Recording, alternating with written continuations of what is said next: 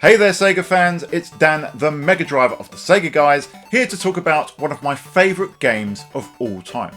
The Sega Master System was my personal introduction to Sonic the Hedgehog, and this here is my brother's childhood copy. The original Sonic the Hedgehog on the Sega Mega Drive or Genesis was an era-defining title, propelling Sega's 16-bit hardware to enormous success and cementing Sonic as a global superstar who would endure for over 30 years. But comparatively little is spoken of Sonic's games on the Game Gear and Master System. Quite often, the versions of Sonic on those two platforms are collectively called Sonic 8-bit, based on them being the same game. But are they the same game though? Well, in this video, I'm going to investigate whether Sonic the Hedgehog on the Master System and the Game Gear really is the same game.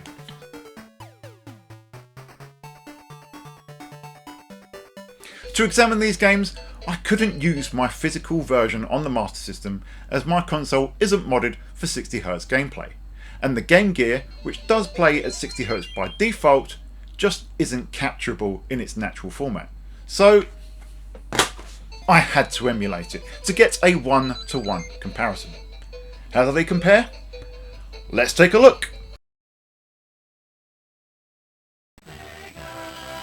We'll get the really obvious ones out of the way first. The Game Gear version has the Sega chant when it boots, whereas the Master System with its own boot sequence doesn't. Then the first thing you may notice is that the title screen looks a little bit different. That's because the Master System has a higher internal resolution, but the Game Gear has higher colour depth. And that's the most striking difference as we go into the game, as it impacts the title screen, the map, and just about everything from the visuals to the stage design, as we will see. You'll also note that the Sonic sprite is different too. The Master System sprite will look familiar to anyone that has played Sonic 2 on either of the 8-bit systems, while the Game Gear sprite is unique to this game. I personally prefer the Master System sprite as opposed to the Game Gear one with his little squash face, and I think Sega agreed, given that the SMS sprite was the one used in both versions of the sequel. But hey, some prefer the Game Gear one. Bottom line is, the little dude is different. So how about a Pandemonium style fun fact? The Master System sprite was actually used in early Game Gear prototypes, which means that it was swapped out at some point to be different to the Master System version. But then he was changed back in Aspect's version of Sonic the Hedgehog 2. Now these are the differences that are consistent throughout the whole game. Are they the biggest differences? We'll have to see, but for now, let's start with Green Hill Zone Act 1. Right off the bat, you can spot some minor visual differences. The flowers, for example, rotate in the Game Gear version, and they appear to be denser on the portable, though that may be down to the resolution and squashing all these details onto the smaller screen. You can also see that from the shorter trees and the shorter totem poles too. The Game Gear version also has these arrow signs at various points, which highlight obvious routes and seem to be there for little more than decoration. You also have these danger markers near pits, this time probably due to the lower field of view. The stage design though is almost exactly the same, even down to the ability to skip most of the stage by speeding down the ramp. There are minor differences though, such as this mound that's at the top of the hill in the Master System version, but is missing in the Game Gear one. If you finish the act with 50 rings or more in both versions, you get sent to the special stage, and things, suddenly, get a lot more interesting. While in terms of visual design, the stages look similar at first glance, the special stages on both platforms are actually completely different. First off, you're given 2 minutes to finish the Game Gear stage compared to 1 minute on the Sega Master System, and as soon as the gameplay starts, you'll see that the stage layouts are completely different. What's more is that the Master System version has extra lives in more of its stages, being present in 2, 3, 4, 6, 7 and 8, whereas the Game Gear only has extra lives in 2, 4, 6 and 8. Overall, that's 8 stages that are completely different between the two games. Granted, they're just the bonus stages, but still, interesting isn't it? Will they be the only stages that have different layouts? We're going to find out. We'll go to Green Hill Act 2 first though, and this act is nigh on identical between the two systems again. though we do see some differences, such as some enemy placement with the crab meat in the water on the Game Gear, the location of the checkpoint box, and the rings on this spring. In addition to the extra signage, we also see some colour differences that become more pronounced with the introduction of water in this stage. Act 3 too is largely identical, that is, aside from the boss fight. While the layout of this boss fight is an absolute match, Dr. Robotnik's lower position on the Game Gear screen, owing to the reduced resolution of the portable, means that you can hit him at absolute will on the handheld, whilst on the Master System version you have to wait for him to descend before you attack. So far, aside from a few visual, stage and design differences, and the special stages, it's the same game, right? Well, things start to diverge in the next zone. Bridge Zone Act 1 starts in a similar vein. There's more details on the Game Gear, like this fence, and the colour differences stand out a little bit more. But on the whole, Act 1 is almost a one-to-one match between the two versions, right down to the extra life placement and the Chaos Emerald. There's some small differences, this ramp in the Game Gear isn't present on the Master System, and some platforms at the start are a little narrower on the Master System, but that aside, they're largely the same. Act 2 though is a completely different story. This one is sort of infamous for having an auto-scroll, and given the display differences between the two versions, it makes sense that the stage layouts would be completely different. While there are certain level design themes with regards to the layout that are similar, they are completely different stages. Right from the second platform, everything changes, and while elements such as this extra life hidden in the water feel the same, in reality the implementation and design is not. And that divergence continues in Act 3. In this boss act, both versions feature the extra life hidden to the left. But that's pretty much where the similarities in layout end. On the Master System, you get a straight run towards the boss battle, whereas on Game Gear, you have to jump over a pit and run across a falling bridge. The boss fight itself differs. It's the same boss sprite with the same attacks, but on Master System, you battle the Eggman from two grassy platforms with the danger of falling to a watery death, while the Game Gear version raises the battle to two small bridge structures with no danger of falling, and changing the dynamic of the fight entirely. With the Bridge Zone out of the way, we'll go on to the Jungle Zone and we're back to a similar but different approach. The stages here are not radically different like they are in Bridge Zone Acts 2 and 3, but they're not the same either. Act 1 has some minor changes at the start. An extra platform here, a lower vine there. Interestingly, the Master System version is missing this log in the water section. Once you get the Chaos Emerald though, everything changes and the layouts diverge again, with the Game Gear version adding platforms throughout the next section to make things easier. There's some similarities, such as this vine ramp, but the final half of the act is completely different between both versions, right down to the goal being set against completely different backdrops. Speaking of backdrops, the Jungle Zone is home to some of the biggest visual differences you'll see between the two platforms. You will likely have noticed it already, but the Game Gear not only sports a darker shade of green for these stages, giving the jungle a denser and thicker feel, but it is also jam-packed with more colour and detail, such as the abundance of fruit like apples, pears and oranges in the thicket that just aren't in the Master System version. Jungle Zone Act 2 is an interesting one. Like Act 1 in the Jungle Zone, the layout is about similar for half of the stage. However, that's not the biggest difference. The implementation of this act is what is hugely different. The stage takes Sonic through the act vertically rather than horizontally like every other act. On the Master System, this is made even trickier by the way that the screen scrolls, in that it only scrolls up, not back down. If you hit the bottom of the screen, it is then an instant death. On the Game Gear though, Sonic can go up and down as he pleases without penalty. Not only does that make the stage easier, but the stage design is a little bit gentler as well.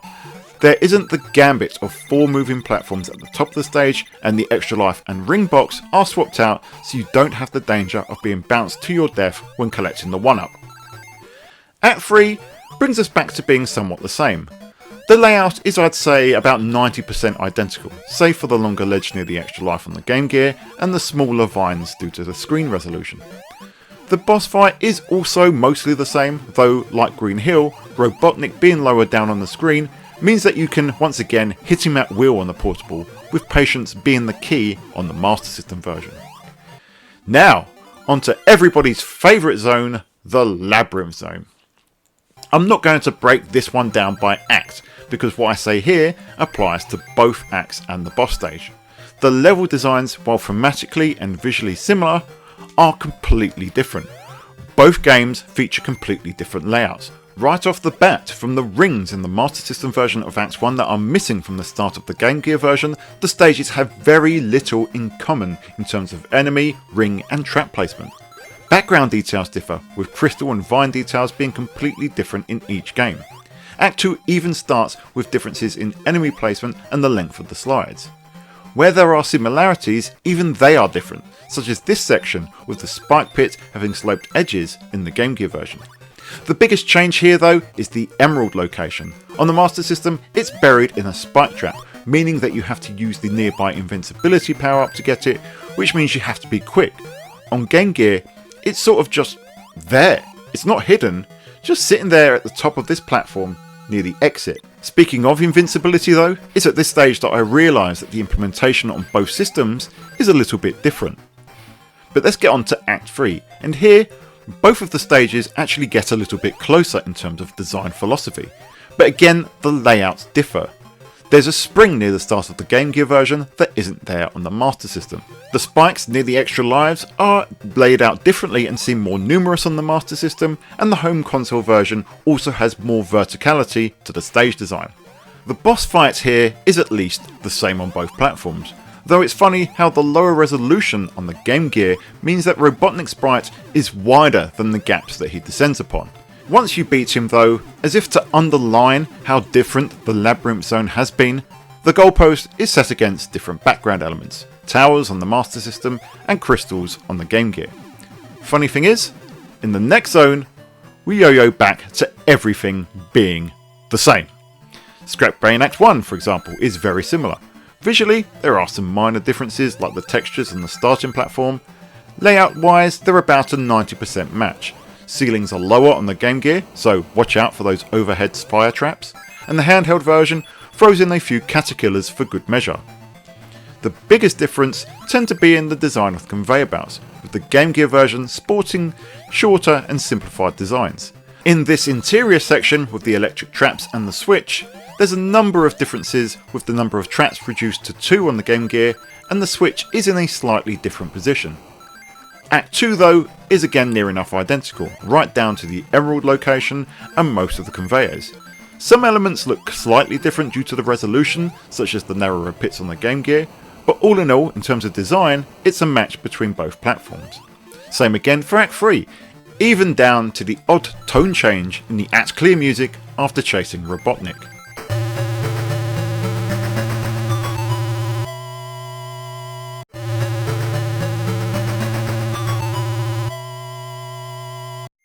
So, we're on to the final zone, the Sky Base. Which way will the needle move? Going into Scrap Brain, we had 6 acts of the game that were the same, and 6 that were at least 50% different. With Scrap Brain being pretty much a match, that score is now 9-6 in favour of the game being the same. So guess what? Sky Base Act 1 is a completely different act between platforms.